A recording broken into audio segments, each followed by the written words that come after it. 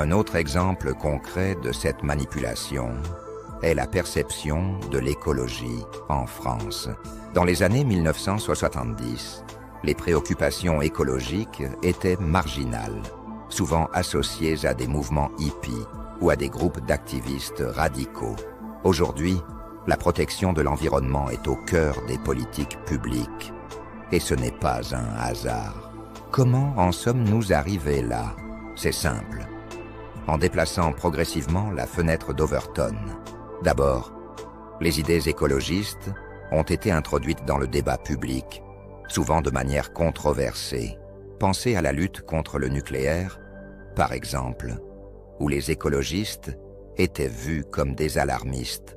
Mais à force de répétition, de crises environnementales et d'études scientifiques, l'idée que nous devons protéger notre planète est devenue non seulement acceptable, mais incontournable. La taxation du carbone, autrefois impensable, est maintenant une réalité. Les plastiques à usage unique, autrefois omniprésents, sont désormais interdits dans plusieurs pays, dont la France. La fenêtre d'Overton a de nouveau bougé, transformant une idée marginale en norme sociale.